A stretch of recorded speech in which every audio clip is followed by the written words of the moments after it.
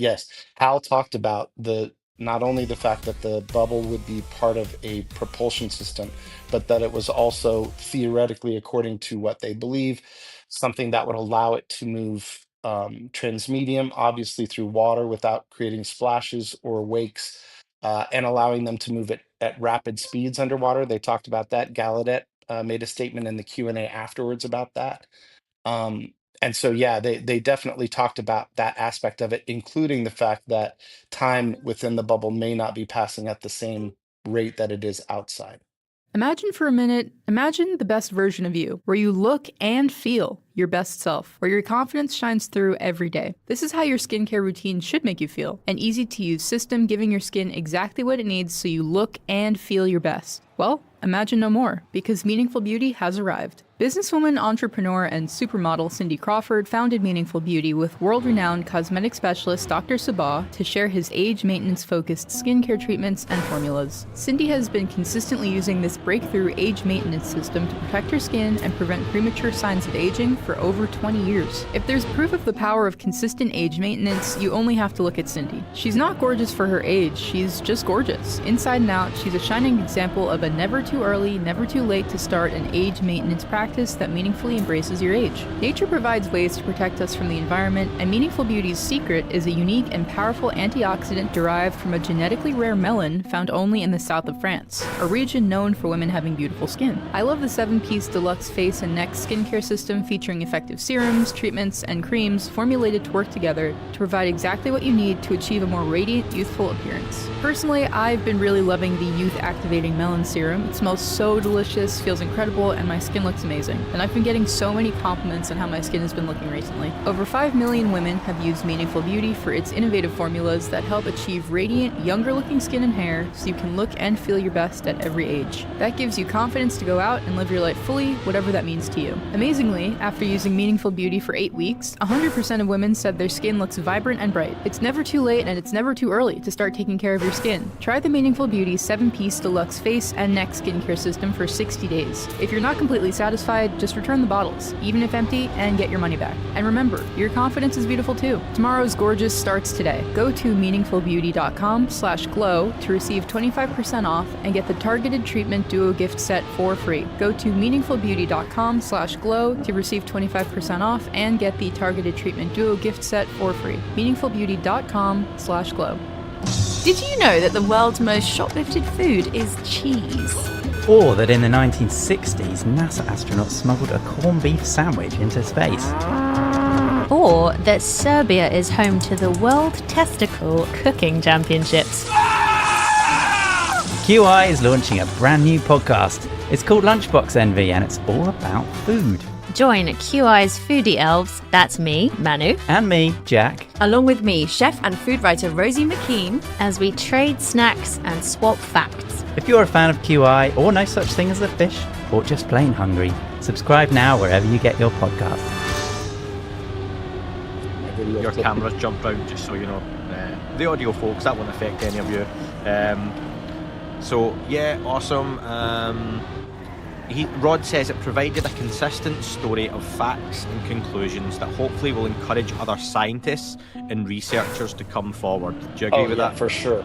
To me, that was, I would guess, probably the biggest goal of the movie was to really clearly demonstrate with all of these senior leadership people that if you were afraid of coming out before, you don't have to be anymore. When the Secretary of State of the United States is saying these things, you shouldn't have to be afraid anymore.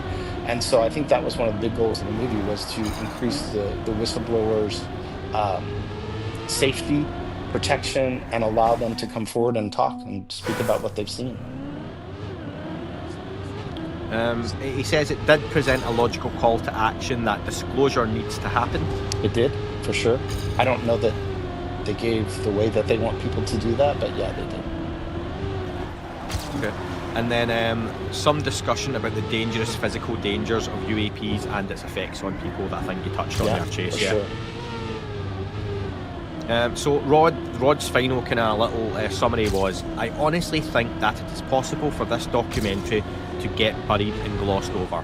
It doesn't have a lot of spectacular video or stories of UFOs that will make it the #1 Netflix show. I hope it does encourage others to research the subject more.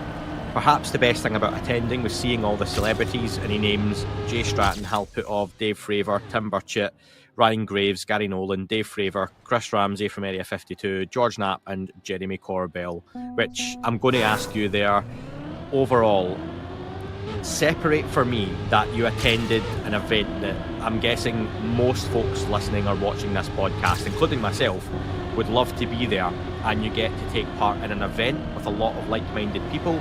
You get to see a lot of these folks in person. I mean, bear in mind, I've talked to a lot of these folks. I've never met any of them yet, like face-to-face, whereas listeners have, like other people I know have. So there's that aspect of it. Separate for me that the event surrounding it was interesting, fun, a great experience. How did you feel immediately after it finished to then say maybe a day or two later, do you still feel the same? It's a really good question. Because the event itself, before and after, was really exciting. It was really fun. But I get your point. The content itself, I just think, the more I think about it, the more I think it's the highest quality production video documentary that I've seen on the topic. So that alone is really, really good. I think if someone started watching it, I've watched many UFO documentaries or movies where within the first 5 to 10 minutes you get one of those AI CGI rendered things going across the screen, and I'm just like, I'm out. The production value is so low. This was completely opposite. It felt like Dan Farah talked a lot about how he had to make the movie for the last 2.5 years in secrecy because of the government overreach and some of the fear that people had in terms of coming forward to even participate in the movie as a project.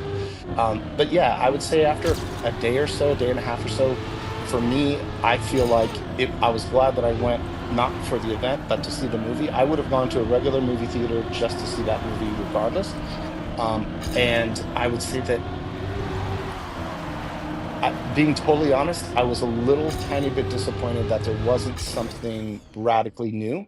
But that being said, I do think that the movie did what it was supposed to do. I think it involved more people in the conversation. More people are going to be exposed as a result. The buzz is definitely there. And so if it gets more people to the topic and that drives the disclosure movement, then I think it did what it was supposed to do. Yeah. What really stood out for you?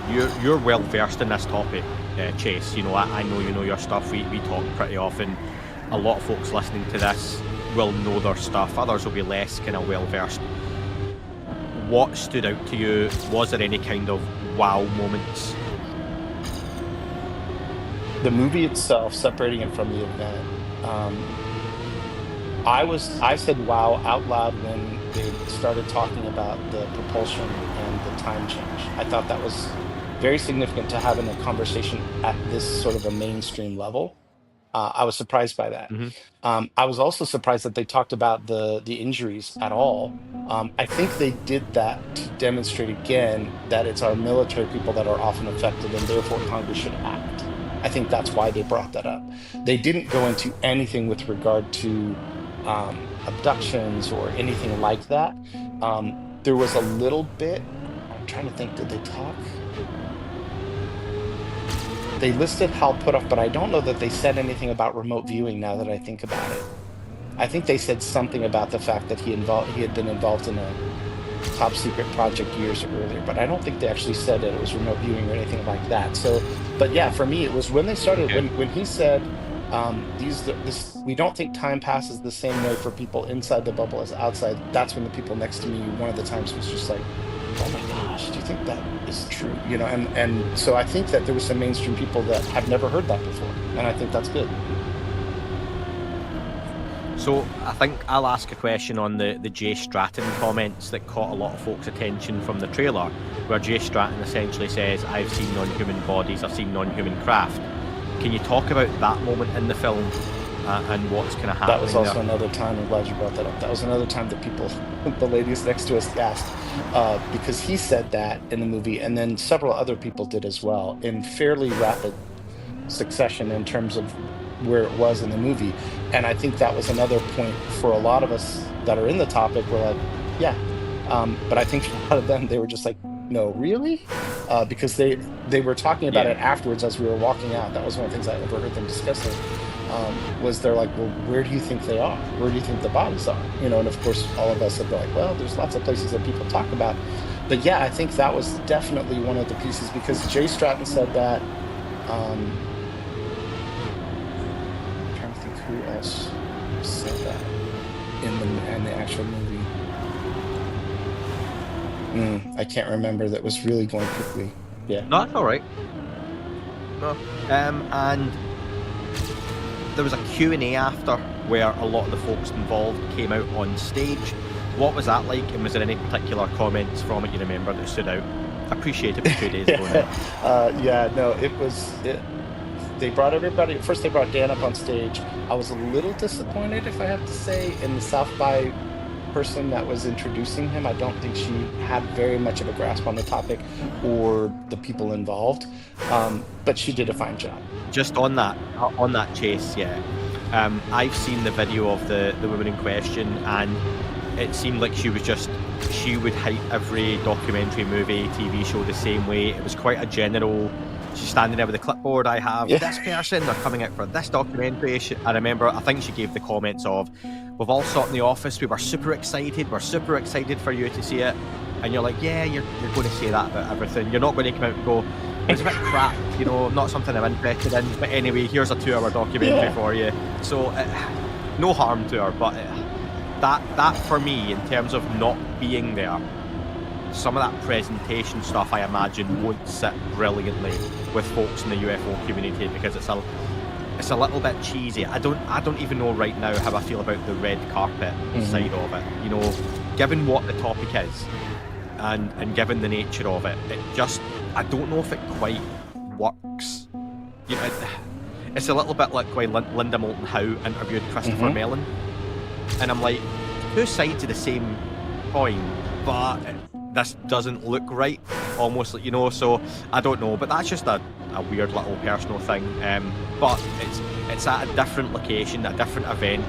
These types of documentaries, and I've spoken to enough documentary makers over the years, don't normally get this type of exposure before they even get release details. And I'd love to know, do they mention at all about distribution or release about this coming out publicly? They did not, and that was one of the big things that everyone's asking afterwards as well, was how's it going to be distributed? Apparently that's one of the reasons they're at South by, is to get a distributor. So some of those folks are there, isn't it? That's where you will get folks from Netflix, from Apple TV, from all those other TV services. I don't think, and I'll ask your opinion, Chase, again, you were there, you are the expert on this now. Do you feel, trying to think fairly here, you're a fan of the UFO conversation and topic, would this benefit from a theatrical release, cinema-wide, when a lot of folks, and I'm a big cinema fan, aren't going to cinemas to see multi-million-dollar movies? Are they going to go to watch a documentary? It's a good question. I would go to a theater to see it, like I said before, for sure. It was as good as any documentary I've ever seen on any other topic. So yeah, I would put it up against other documentaries, especially on an area that hasn't been discussed at this level with this amount of credibility before. So I do think it would benefit from a theatrical release, because if it ends up on, one of the streaming sites, it's just another UFO documentary on the streaming sites, and there's a lot of them. Whereas if it goes to the theater, then it has that hype of being there. Yeah, I think it would benefit. I hope they do. I really do hope that they do get a actual theatrical distribution. And overall, do you think it is just that higher level production value? Because I think for many folks in the UFO community, James Fox set the standard in the bar with, for example, The Phenomenon, as this is the documentary you would show your family and friends. What documentary do you think your average, thinking of some of your mates who maybe don't have an interest in the UFO topic but know you do, would you sit down and show them this, even with all the high-ranking military, credible folks? But you probably have to explain that to them, because I know I've got friends who aren't into the UFO topic who would probably rather see something with some video, to go along with it, as opposed to me having to sit and say, yeah, but this guy's now the Secretary of State for the United States, or this guy was Deputy Assistant or Undersecretary for the Bush administration for intelligence, and they don't care. For them, that doesn't matter, even though it does in what's being said. What do you think people would rather see for your average member of the public? Honestly, I think they would rather see a celebrity saying the exact same thing, and then they would listen to it. I mean, honestly, if it was The Rock standing there, that's not unfair, mate. They would be like, "What? Oh my gosh, it's true." But instead, you've got Secretary of State and undersecretaries and rear admirals saying the same thing, and you would think that would be far more credible. But yeah, no, I think if it was going to go full mainstream, I think it needs some sort of a celebrity endorsement, backing, something like that, to sort of drive it another step forward. So we've got a phrase in the UK, horses for courses. Do you know what that means? So you use a certain horse for a certain type of job or course, right? So essentially it's not one size fits all. And I wonder, is the audience that just sat and watched Stephen Greer on with Khloe Kardashian, is that audience who's watching Khloe Kardashian's podcast going to sit and watch a 2-hour talking head documentary on UFOs? No, it's a good point. No, absolutely not.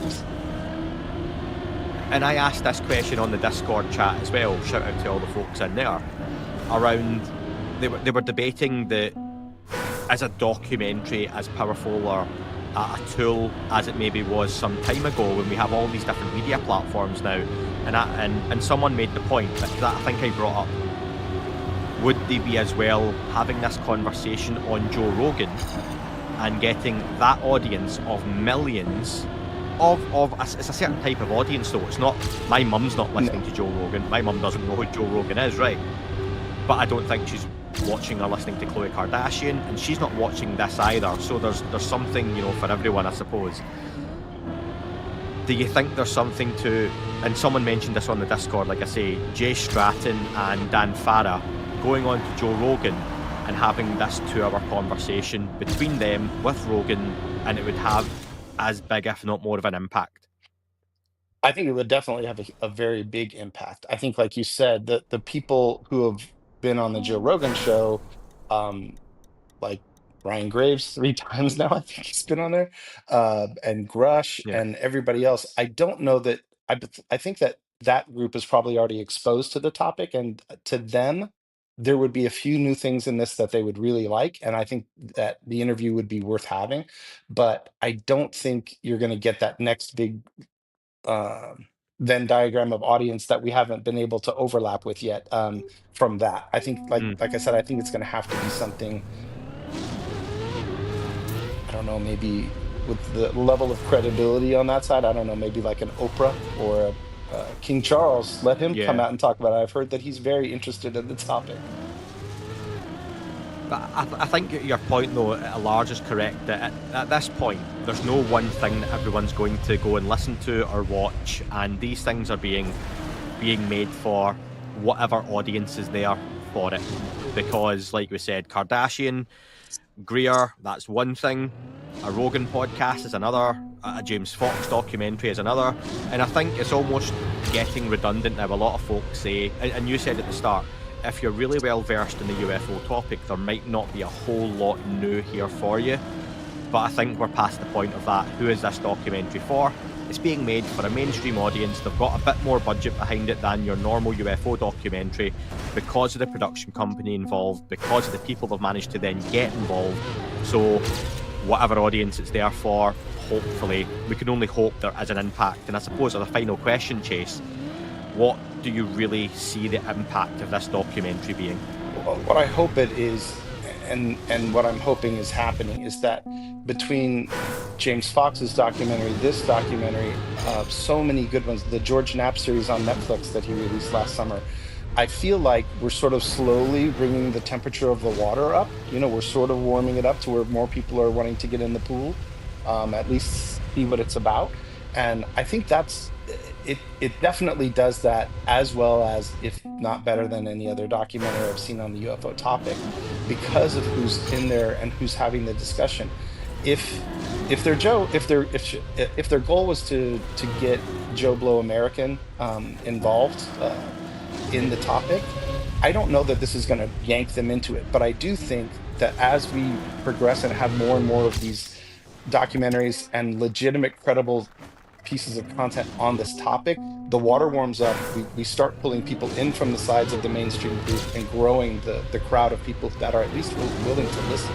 And I think it did do that. Awesome. Chase, listen, this has been brilliant. Thank you so much for volunteering your time, coming on after you've been to the event. And thank you, of course, to Rod as well, who sent in his thoughts. So Chase, awesome. Good to hear from you. And you have nothing to plug, or you got any social media you want people to follow you on? No, I'm good. Yeah, there you see, that's a great answer at the end, isn't it? There are folks out there who don't really bother too much with social media, who still love and enjoy this conversation, folks. So again, thank you so much, Chase. And as more information comes out on Age of Disclosure, when it's available, I don't know if they'll announce anything today. It's being shown again at South by Southwest, if any more comes of that. But go and check out some of those reviews online. And as and when we get details, I'll let you know, folks. So thank you so much. Ready to optimize your nutrition this year? Factor has chef-made gourmet meals that make eating well easy. They're dietitian approved and ready to heat and eat in 2 minutes, so you can fuel right and feel great no matter what life throws at you. Factor arrives fresh and fully prepared, perfect for any active, busy lifestyle. Lose up to 8 pounds in 8 weeks with Factor Keto meals. Based on a randomized, controlled clinical trial with Factor Keto, results will vary depending on diet and exercise. With 40 options across 8 dietary preferences on the menu each week, it's easy to pick meals tailored to your goals. Choose from preferences like Calorie Smart, Protein Plus, or Keto. Factor can help you feel your best all day long with wholesome smoothies, breakfasts, grab-and-go snacks, and more add-ons. Reach your goals this year with ingredients you can trust and convenience that can't be beat. Eat smart with Factor. Get started at factormeals.com/factorpodcast and use code FACTORPODCAST to get 50% off your first box plus free shipping. That's code FACTORPODCAST at factormeals.com/factorpodcast to get 50% off plus free shipping on your first box. Need an excuse to stay in? Gordon's Seafood has been bringing the sea to your kitchen in no time for over 175 years. And did you know they have shrimp too? Enjoy their deliciously crispy popcorn and butterfly shrimp. Go for even more crunch in every bite with their new double crunch shrimp. Or bring that restaurant taste home.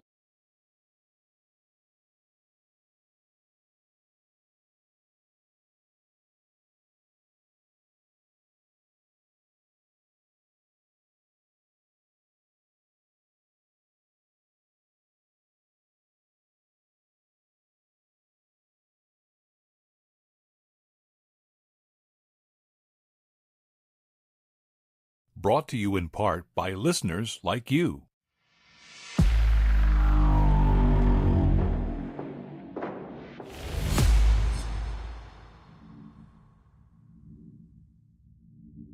To help discern the complexities of contact in a world of conflicting motives, shifting power dynamics, and new science, this is Neon Galactic, a podcast produced by PBS affiliate Key TV in Northern California. I'm James Falk. Thanks for joining us. It's no joke to stake the hard-won and richly deserved reputation of a sterling scientific career on pushing the exploration and development of a long-derided and professionally radioactive topic. These are the kinds of heresies that in another century could have ended with spark and kindling. And judging from the reaction of some science pundits, those brash and barking bishops in the Church of Dogma, these so-called crimes are equivalent. Yet because of the continued and courageous work of some bright and adventurous minds, the stigma has lessened somewhat, and the vanguard of this potentially transformative rejiggering of the scientific mainstream beckons many of the best and brightest minds alive. Our guest tonight, Dr. Gary Nolan, is a trailblazer in this long-running fight for intellectual freedom, sound science, and curiosity. Through his own work and that of the Soul Foundation, a nonprofit partnership between Nolan, Peter Skafish, David Grush, Leslie Kean, and others, Nolan has pushed the frontier forward and stands now on the precipice of what may be revolutionary discoveries, in part through his work with Jake Barber Skywatcher and their seemingly fantastical effort to contact and eventually bring in for a landing unidentified anomalous phenomena. These are exciting times to be alive, and challenging.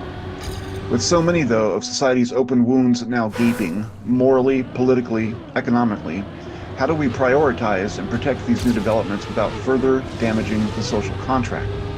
And what does this emerging science say about the nature of humanity and our place in this universe? Finally, if answers to that last question may be in the offing, who can we trust to midwife that message, to communicate these profound lessons to all of us without advantaging all the daunting powers that may seek to exploit, commercialize, or control such news?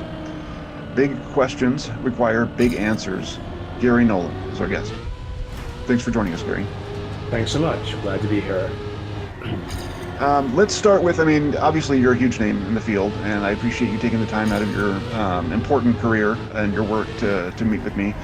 But let's start with, just a basic description of how you would describe or pitch the Soul Foundation. What is the mission of what you guys are trying to do?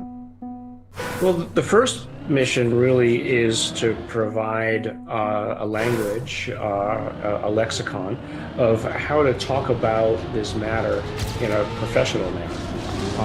And secondarily, then in a scientific manner. Professional means let's keep the hype and the accusations out of the discussion. Professional means let's treat each other with as much respect as is expected, let's say at Christmas dinner. Well, some Christmas dinners can go a little off the rails. Yeah, I was going to say. Some of those. But, it's family is the idea. But from a scientific standpoint, it's to provide a framework for how it is that we make definitions or assign definitions about what it is that we're talking about. Because in any scientific conversation, if you don't have definitions, you can just basically circle the drain continuously and never really know what it is that you're talking about. And so part of that is, let's create the definitions.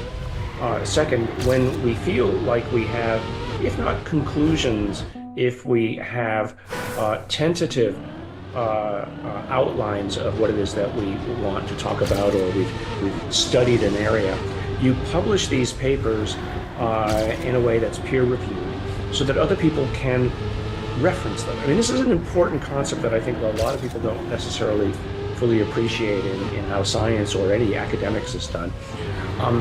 Because you can reference a conclusion from a paper, or you can reference data from a paper, it means you don't have to repeat all of it in your conversation. You can say, this has been done, here it is, here's where you can go and look at it if you want further definition of what it is that I've just stated. And so you build from that with these bricks of knowledge, a foundation towards some continuing and often distant goal. And then the other part of it is to understand that in science, you make mistakes every day. In fact, you're expected to correct whatever it is that you said today, tomorrow, with new data. And so just frankly, getting that essence across to the public in a way that people feel like, okay, if I'm going to contribute towards the Soul Foundation, either in work or in money or resources, I'm contributing towards people who are doing this for me, because I believe in the merit of the individuals who are involved. So, we've taken upon ourselves to go in three at least different areas. One is policy and providing frameworks for how the government might discuss the matter. So we talk a lot and work a lot with government officials, not behind the scenes or secretly, but just to say, hey, here's a white paper on this matter, USOs. Here's a white paper on satellite observations. All right, here's a white paper on how the United Kingdom has been working on these matters. Here's a white paper on experiencers. Do any of these change the nature of the conversation? No.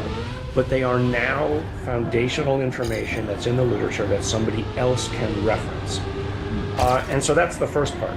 So then that's one direction. Another direction is, my interest in materials research.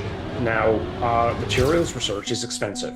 And people think that it can just be done instantly. No, it's like $500,000 to $1 million, and that's even to do with things and studies with materials that are currently out there that I frankly don't think are even technology per se. Although I do think though that we do have some more recent results with the bismuth magnesium that get me even more interested in it. I'm actually going to be talking with some of my graduate students this afternoon, graduate students with whom I work. They're not my graduate students. That just, they're intriguing. There's definitely apparently a structure there to that material. It's not just some slag that fell off the back of a truck. So is it into manufacturing? I mean, definitely manufactured. It's clearly manufactured. Who manufactured it and whether it's anything exotic yet to be determined.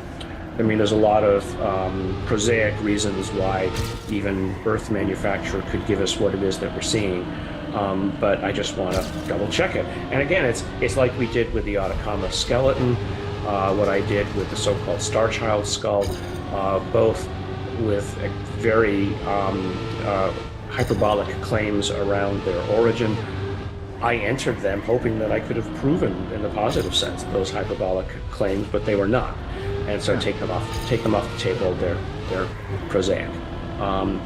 So there's that effort, and then a third effort, main effort in the Sol Foundation is an artificial intelligence summary of as much data as we can get our hands on through a large language model, and this is being spearheaded by Jonathan Berta, who's on our board, who's the CEO of a large artificial intelligence company for medical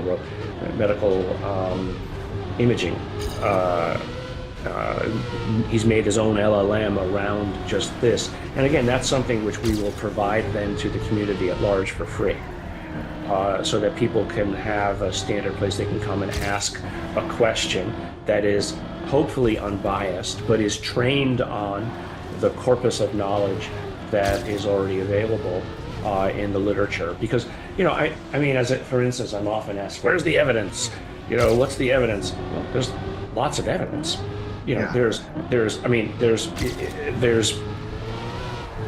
so much evidence as to be almost incontrovertible, but there's nothing that I can hand to another scientist yet and says, here is the object of your desire. Here's the alien body. Here's the anti-gravity unit that you can attach and strap to your back and go float off, across the landscape. That doesn't yet exist. Quick follow-up on that large language model. Is that something that potentially people in the public or researchers would be able to access? Oh yes, absolutely. Like it will be actually, I mean, we've made it available to beta testers already. And so, yeah, it's going to be available to everybody. We hope to make it for free. And that's one of the reasons, for instance, why the Sol Foundation, we set up a tiered access model for people to pay. There's been some controversy online about, you're making people pay for it. Well, someone's got to pay for it, and if there's people out there, and people have given, up to $100,000 to $500,000 to the Sol Foundation, it's not going to pay my, my salary for anything. I donated more than enough money to the Sol Foundation, and have no expectation of seeing a return on that. No one's getting rich off of this. No one's getting rich, and so no one's getting rich, believe me.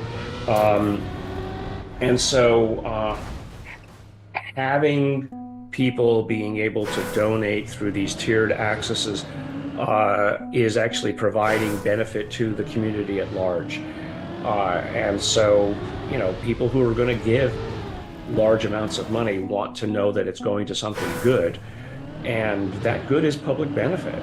So to all the people who think that, donating goes nowhere, it goes a lot of places, even if you don't think that academics is going to give you, a handshake from an alien tomorrow.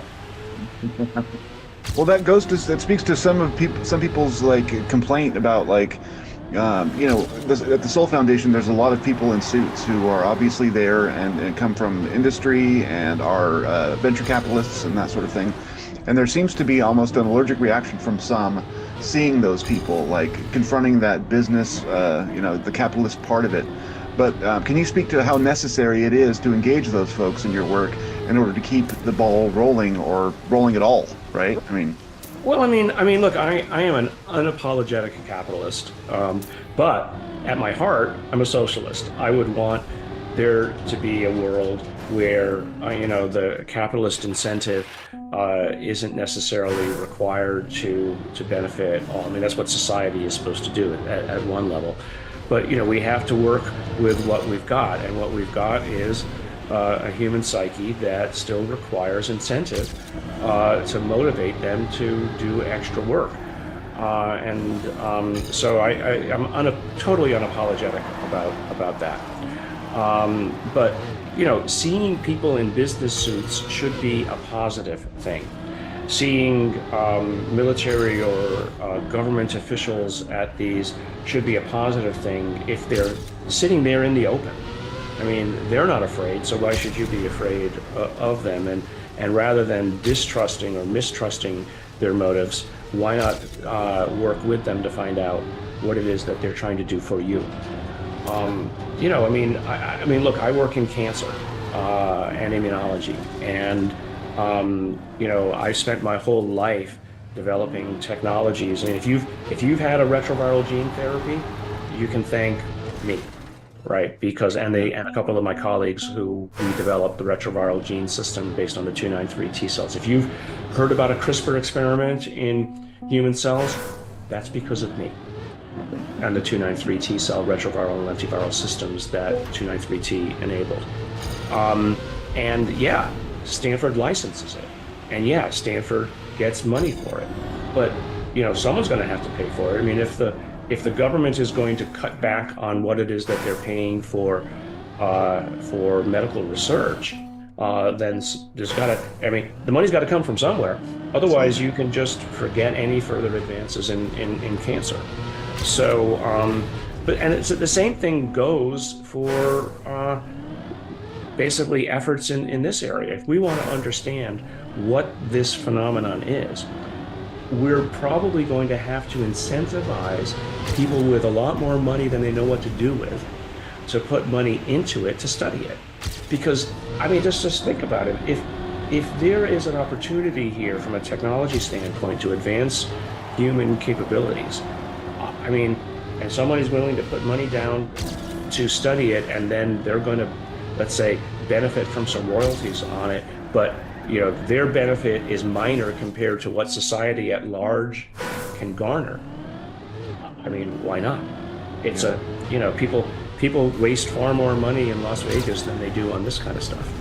Yeah, it's interesting. I've just been reading Whitley Strieber's The Fourth Mind, and in one of the early chapters of that book, he talks about how we get to disclosure.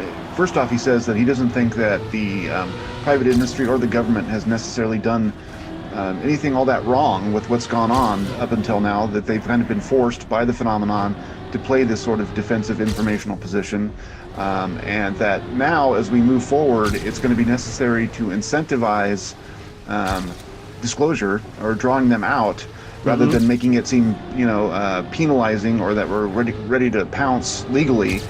We need to give them a reason to want to come forward and make it worth their while if we want to have any hope of them taking that risk, because they're putting themselves out there by releasing that information. Yeah, I have long advocated for a period of forgiveness for people in the government or in industry who might or might not have been holding back information. I always say this myself, is I make decisions based on the information available to me at the time, or the strictures that were placed on me at the time. And I'm never going to regret what it is that I did previously based on what I felt were ethical decisions made at that time. Now, I might learn from them. I might say I'm not going to do it again based on the outcomes, but I'm not going to regret it, because regret is a never-ending black hole.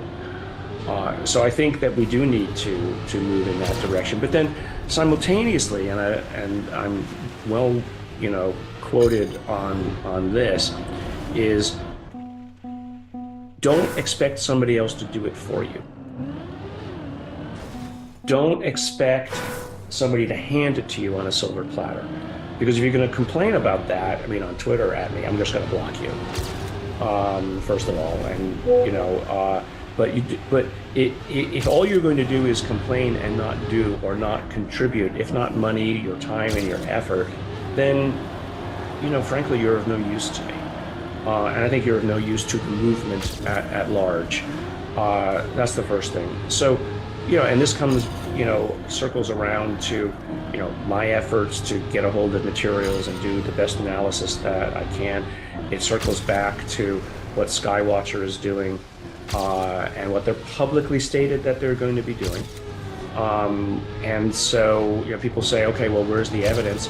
Then the evidence is what places and groups like Skywatcher are doing. I think Skywatcher is well ahead of the curve in what they're doing publicly, and they've been as open as they reasonably can be about their motivations and what they're trying to do. And they're building off of other groups that have done similar things. CE5, amongst others. There's plenty of other groups out there that claim to be able to make some kind of interactive contact. But we're trying to go a step further, right? We're trying to see if there's a way that a two-way communication might be enabled and collect the data. There's plenty of people who sit out in the desert and do stargazing and calling of things. But unless you have the kinds of secondary data collection that is scientifically validatable and is then something you can put into a research paper, you're just having fun on the weekend. But again, it's two things. It's you can do something and be convinced of the observation yourself, and you need nobody else on the outside to tell you what it is that you saw. Right? So you don't need science to know what it is that you saw if you're absolutely convinced about what it is. You might have misinterpreted it, but you don't need anybody else to tell you necessarily. But if I wanted to convince a colleague of mine in science, I have to do it the way that Skywatcher is approaching.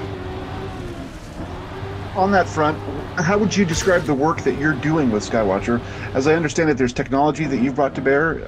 Maybe I'm wrong on that, but can you describe if that's possible or if there's no embargo on that information? You're sort of limited. We have a single point of contact that should be let's say the messenger of what Skywatcher is doing, and I'm not that. I'm talking as elliptically as I reasonably can. My main role is to provide the scientific input, and then how it is that you set up an experiment, how it is that you analyze the data, who do we need to go to. So for instance, if we have certain kinds of data and we require, let's say somebody in academics to help us analyze the data, then I'm the person who would be the one reaching out and providing the validation of a Stanford professor. But that doesn't mean that there aren't already people within Skywatcher that don't have reach out into the military contractor arena who are, in many cases, better equipped than academics to help us analyze the data.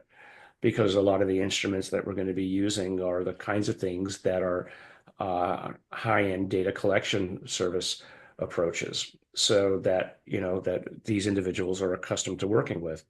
So it's not all about academics, but it is about doing it in a validatable way that is as open source as we can reasonably make it. Yeah, and if we want to change the conversation and then bring in these folks who, the brain trust of every college in America and open up the doors to the subject, we have to come forward with solid, scientifically, sound information. Yeah. And it sounds like what you're trying to do. Every time I see a comment saying, where's the data or where's the evidence or, show me the data, well, that's what we're trying to do. So, I feel as much the frustration of the public as they do, because, I'm trying to do it in a way that I can now have a conversation with my fellow scientists. So, it's not trust me, bro. I'm not a trust me, bro kind of guy. It's wait I'm and like, see, which I mean, I don't know what else you can ask for in this moment, right? I yeah, mean, it's like, look, yeah, I'm trying. So, and a lot of people are trying. So support the try. Don't denigrate the try. yeah. But Well, people there's are a what they are. I mean, exactly. they think they're having fun when they make all these comments or whatever, and I just, while there's a nub of me, I'm still human. It bothers me. In the bigger picture, I'm like, okay, whatever. Yeah. Just move on. Well, it's so predictable at a certain point that I mean, and it's too conspiratorial to be true, but half the time I'm like, oh, they're on some payroll or they're Yeah. trying to achieve some objective with this argument because it comes up so reflexively, so knee jerk. Hmm. Almost every time anybody's come out with something that I'm just Yeah. like, you're either not that interested in the topic and you're not that concerned about what people are trying to find out, or you're getting Or paid. you're using it to vent some inner anger or inner insecurity. That's Yeah. probably the best way to put it. Sorry to say. I mean, I just don't. Yeah, well, that's America right now. So, Hmm. Hmm. speaking of America right now, one of the things that I've noticed over the past several months, since Donald Trump's election, is that there has been a kind of bifurcation in the topic where there are people who, because Trump got elected, suddenly they have turned, I don't want to say leftward, but they've turned to way more skeptical of what government may or may not come up with in the near future. And a lot of them are arguing that even if some kind of disclosure does happen through government, with Trump in office and people like Elon Musk in his periphery, they're worried that whatever is discovered, comes out, or whatever will get captured by sort of the new emerging oligarch class, which I have to say I do see emerging. Are you concerned about that? And how can we prevent, given that we need funding to do the science and we need people with money to provide the infrastructure and the backing for us to move forward on so much of this, how do we keep it from just further padding the nest of people who are already billionaires and exacerbating inequity? I mean, if this stuff is that transformative, it's like AI. If billionaires develop AI and then own the AI and then they, deploy the AI and control access for everybody else, we all become that much more subservient. And I think people are worried that it may trend in that direction. Do you have any thoughts? Well, I mean, let's use AI as the example of, I think, frankly, it's interesting what we're seeing out of China with DeepSeek and the new Manus agentic AI that just came out last week or earlier this week. They have adopted the open source model. I mean, they're providing their models for free. You can download it. And they're basically saying power to the people.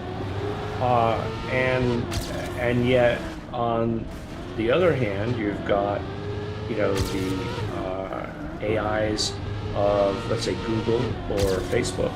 They're providing them open source. I don't know if you can download.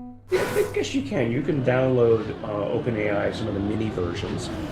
I'm not sure about Anthropic's AI. And so, yeah, I mean, people are going to make money, and rich people are going to make money. And until we retool human psyche, we're not going to get rid of that. I think the pendulum has swung a little far on the other side, and maybe it's going to require a near economic collapse to reset the thing. But it's way above my pay grade to comment on that. But I think the open source model of data is really critical. When I was a graduate student in Leonard Lee Herzenberg's lab, these were two of my professors at Stanford, and they had the two biggest patents at Stanford by far. The other guy was Stanley Cohen, and our Department of Genetics, had by far the biggest war chest from patents, and yet the Herzenbergs especially gave most of their money away. I learned from them and watching Stanley Cohen how it is, and I worked with actually his patent attorney for my first patents. I learned how to patent and how to do things, but one of the things that Len Herzenberg was absolutely, Len and Lee were both absolutely meticulous about was you do not keep information to yourself. So they made antibodies. So all the therapeutic antibodies that are injected into people were basically, the patents were owned by Stanford.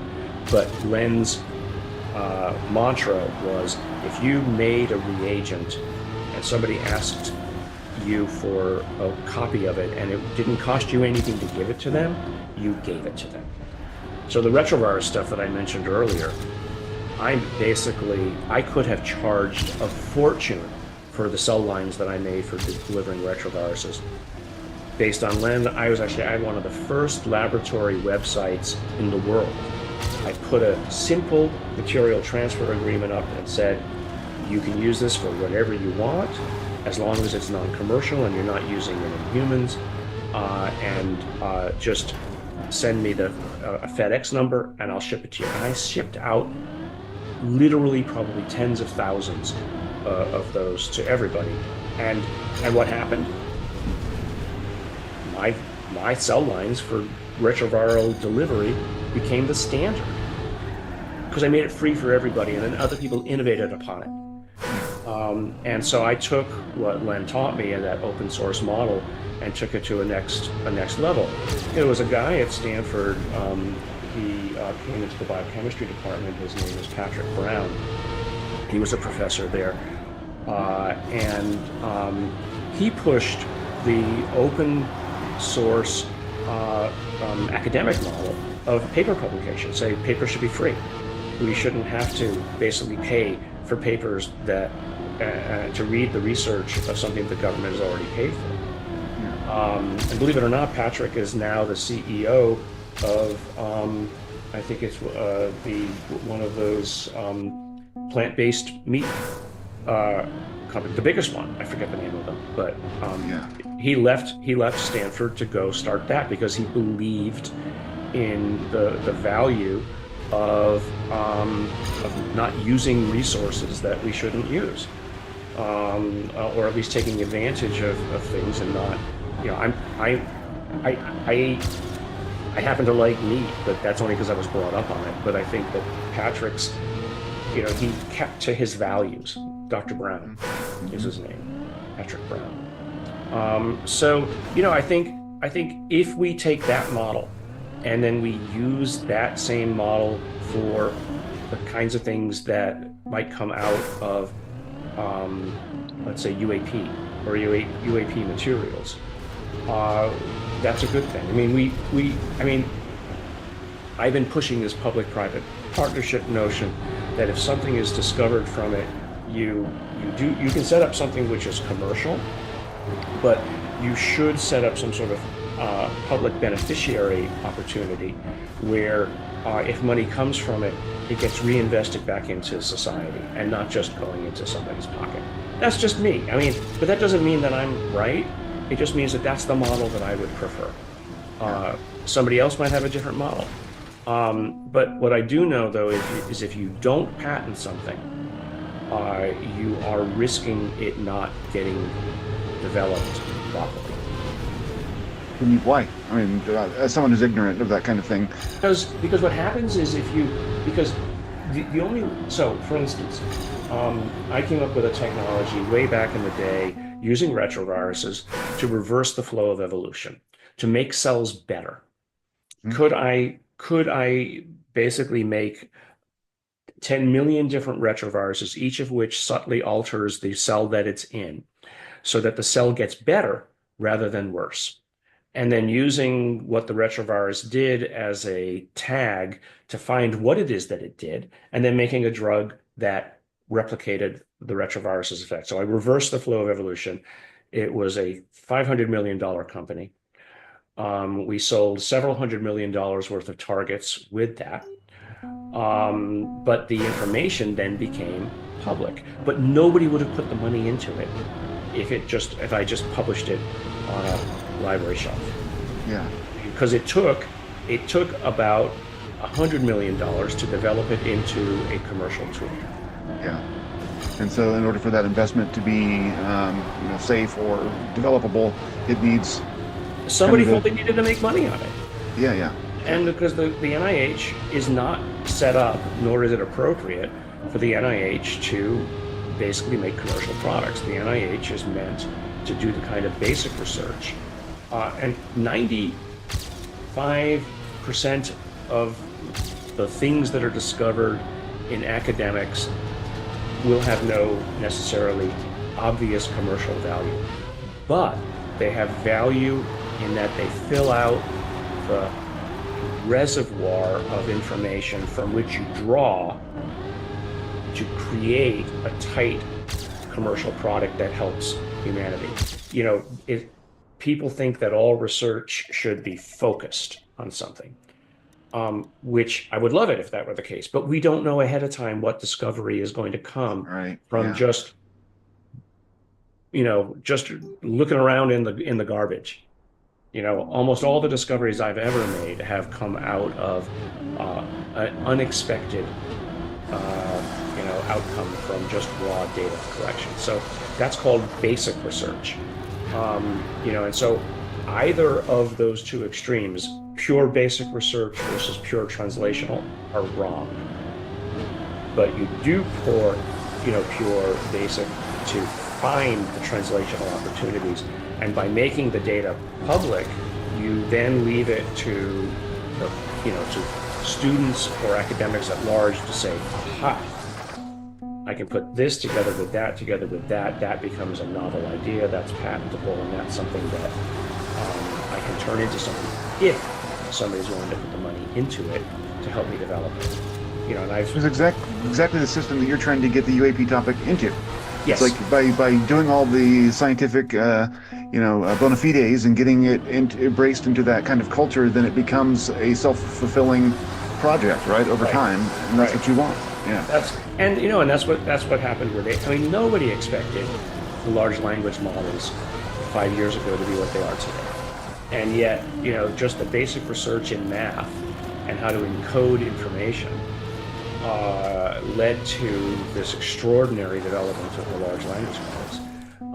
And God knows what's coming around the bend with other, just pure math or pure material science.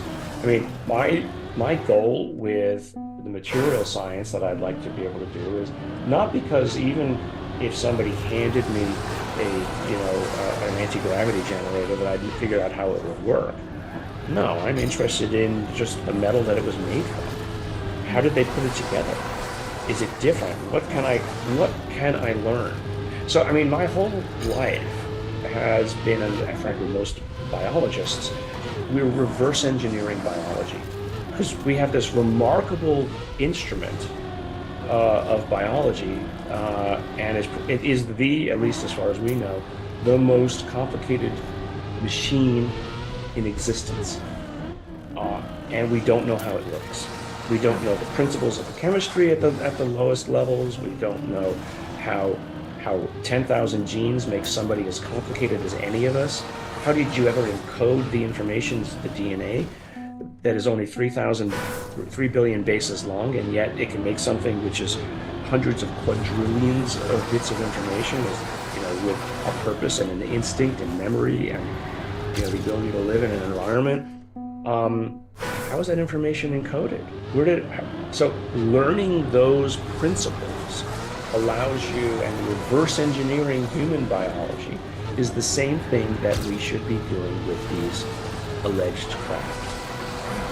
Absolutely, and I think that through that basic research of whatever the materials are and that kind of thing, eventually maybe we get to an understanding of how the technology works, or anything that may baffle us about its performance. I mean, but it's a step-by-step building process, right? I mean, I don't expect, and it's, if you could have taught somebody in the 1600s how to make the Gorilla Glass on your Apple iPhone, right? The recipe for making, that strong glass, what might have that changed in human history? If you could have made a stronger metal, maybe the knights running around in suits of armor might have been stronger or better able to not die. Yeah. I mean, you name it. I mean, it's those little discoveries and the recipes for how to make these materials and their capabilities are really what I'm just looking to provide that basic information so that other people can run with it. Yeah, it's like Jared Diamond's book, Diamonds and Steel, or whatever it is. But it's basically about that, and the advantage in history often goes to the person who makes this slight upgrade in the materials that allows them to suddenly dominate a continent because they have stirrups, or they have, a smelting technique that superior. Yeah, and those things are, important and fascinating. The discovery that legumes, when planted in a field, rejuvenate the fertilization and the nitrates in that. People recognized what it is that it did. It took, until like the 1960s, 1970s to realize that legumes provide homes for basically a kind of bacteria, rhizobium, that actually fixes nitrogen from the air and turns it into fertilizer. But they'd recognized the phenomenon earlier, but we understood the process only in the last, let's say 50 to 60 years. In fact, when I was an undergrad at Cornell, I worked in the laboratory of a man who actually was deeply involved in the study of that process. I always found rhizobium fascinating.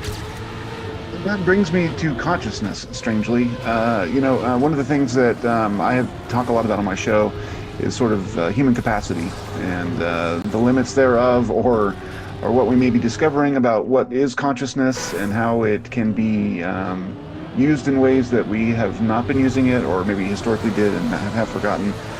But a lot of, like when you talk about psi research, people say, well, if you don't have the mechanism explained for what makes psi possible, it's never really going to be accepted by mainstream science. Sort of like what you're saying with that legume thing. I'm wondering, what is your view, to start broad with this discussion, what is your view of consciousness? Would you consider yourself, is it an epiphenomenon of the brain and that's it? Do you have any thoughts on what the nature of, that human beingness is in that regard? I think it's just, I think it's just organized space-time.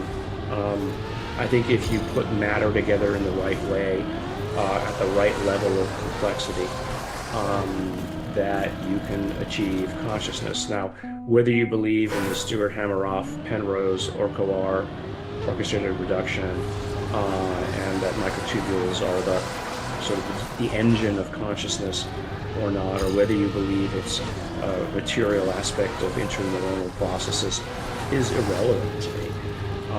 The fact of the matter is, if you organize a brain in just the right way with the right constituents, you get something which can think the color blue, even though blue has no real material, factor in the universe. It's a qualia, as they say, of what consciousness can be. The whole I see, therefore, or I think, therefore I am. The fascinating thing is that physicists have come full circle. The scientists who would be the least likely to think that consciousness is anything, of magical or higher order, are the ones that are now will be the ones to tell you that nothing happens until somebody looks at it. Nothing happens until it's observed. Observed by who? Observed by something, right? And so therefore observed by a consciousness. So, they're the ones now who are pushing the narrative that consciousness is at the root of everything. Quantum observer effect, or whatever. Right. Yeah. And so it means that, right down at the root of how the universe operates, right down with quarks, the gluons, the wave functions, whatever it is that reality is, requires consciousness to operate. So, it's unless we're missing something, that's the conclusion that you have to come to. I mean, I feel fully comfortable saying that my dogs are conscious. My husband is like, no, they're not. No, they're not. They're not special. I said, no, yes, they are. Conscious. They're little people.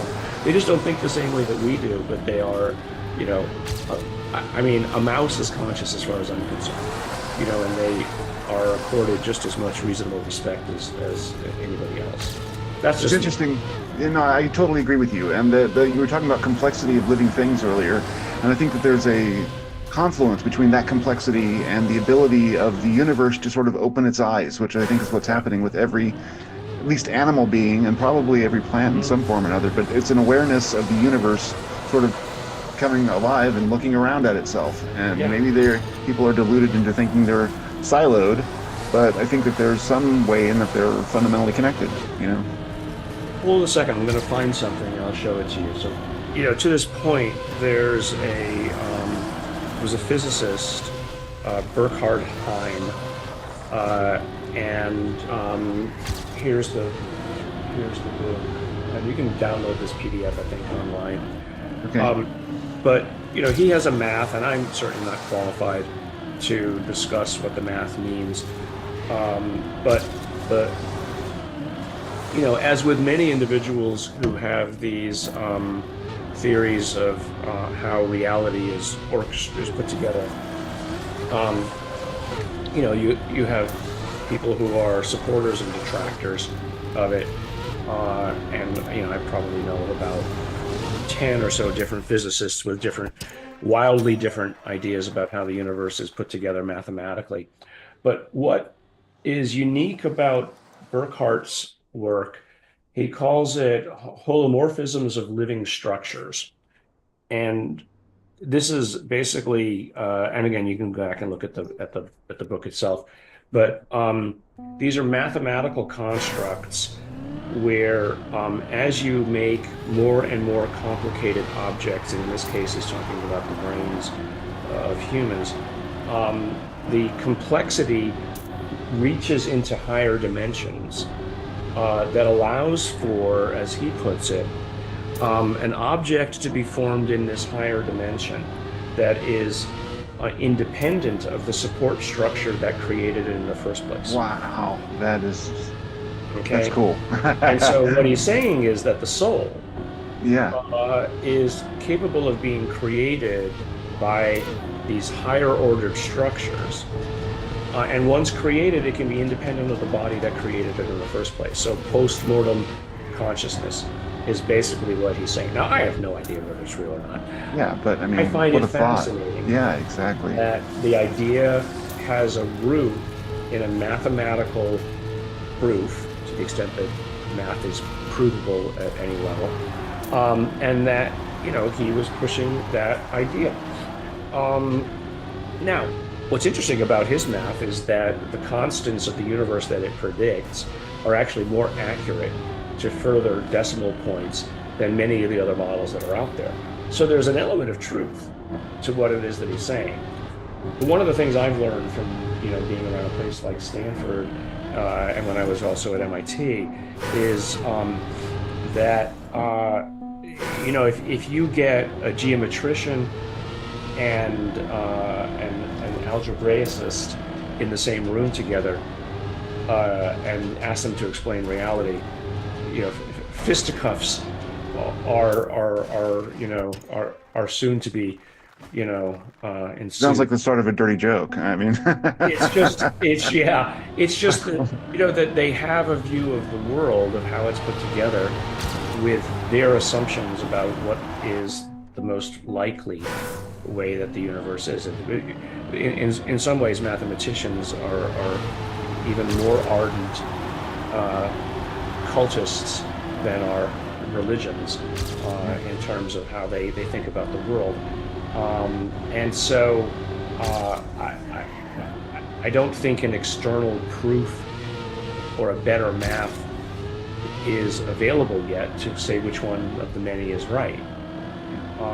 But the fact, though, that there are such theories out there that explain consciousness a la Penrose or independent consciousness, a la Burkhard Heim, tells me that we still have a lot more to do in terms of explaining what it is that mathematically consciousness is. And so, I think it's exciting, personally. Yeah, no, I do too. And I think that that's for me, talking to a lot of folks about this, and you talk to materialists and they're like, well, we've figured out so many things, and there's this assumption that we figured out that consciousness is just imprisoned within the brain, and that's all it is. And we haven't proven that, and we've decided lots of times that we've figured the world out, only to be disabused of that notion shortly thereafter. Right. I mean, quantum physics is exactly that kind of phenomenon. So it's almost as if we need to always be ready to view our knowledge up to that point as conditional upon further discoveries.